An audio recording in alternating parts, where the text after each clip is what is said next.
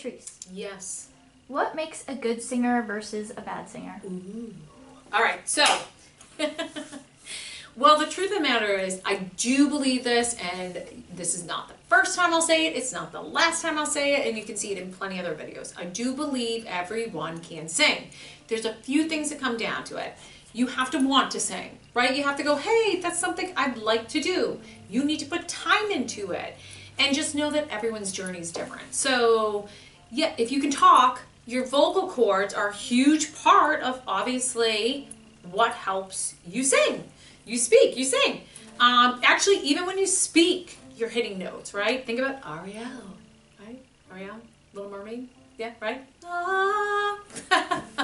Now, that being said, there are some kind of things that we can think about and understand in order to help develop our voices, so that this way, as we're moving and we're becoming better and better singers, we're able to keep these things in mind as kind of like benchmarks or kind of targets to make sure that we have a pleasing enough tone, which tone equals sound, how you're sounding, right? So that people want to listen to you.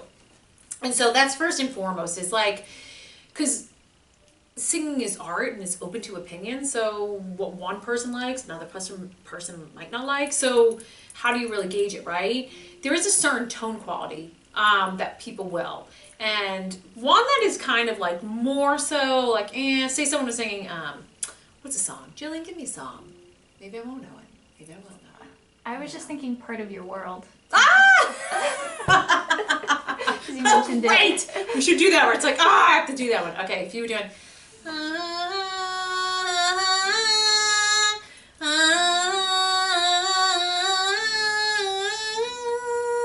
Right? It's like super nasally. Right?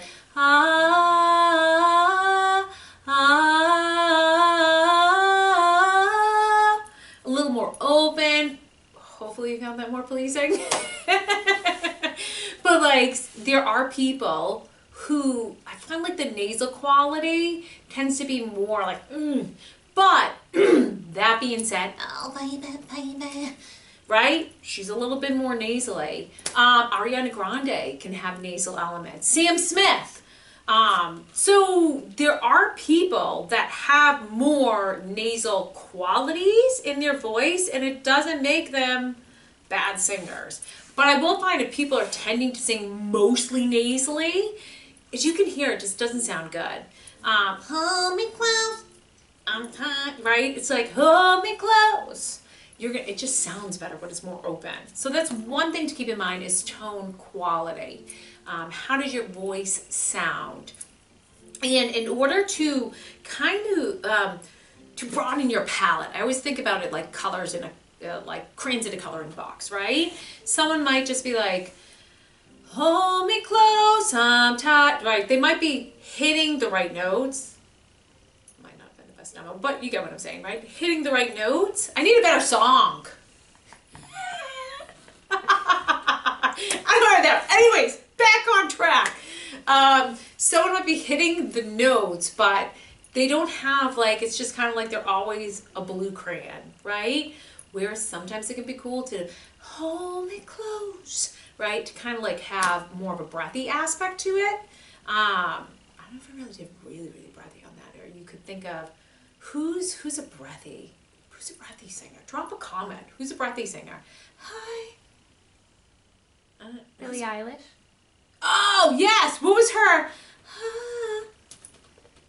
I don't know. Ocean Eyes. Ocean Eyes. What is it? What was the beginning of that? It was like, well, she does that, and then, oh my god, I've been watching you for some time. You know, and that's also like, she kind of like sits on things too, right?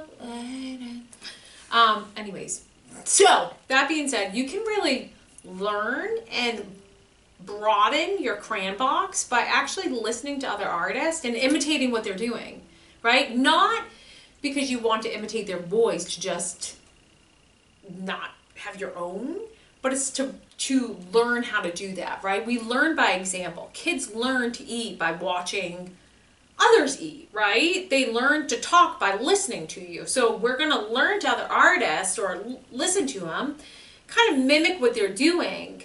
And I think the key component is put it in a placement for you. Placement is where the sound is going to, right? So I find a lot of artists is they're kind of feeling things out, just like kids. They stumble, they fall, they got the food all over their face, right? It's like we might be like, but what I kind of did a little bit ago when I was like, I don't know, what am I doing, right? It kind of can end up a little messy, but ultimately when it fits right for you and you start finding where your voice fits best and then imitating these or bringing forth these different tones, the breathy voice, the more brighter, clearer sound, the bigger, richer, fuller sound, right?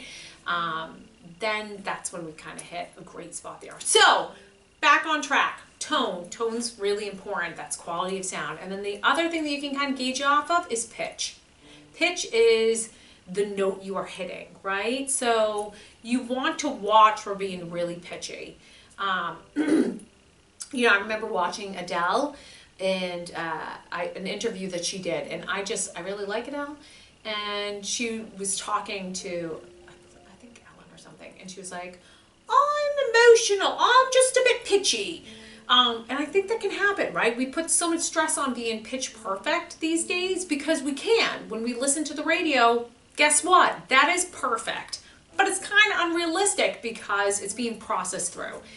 Now, there's two ends of that. So you want to give yourself a little leeway. If you're like 90% there, 95, that's like good. And you might have a few moments. And then there's people that are like crazy and are like, you know, pitch perfect. But I find them more so far and few between rather than the majority. And so that being said, you want to have but you don't want to be a hot mess all over the place, right? So, I want you.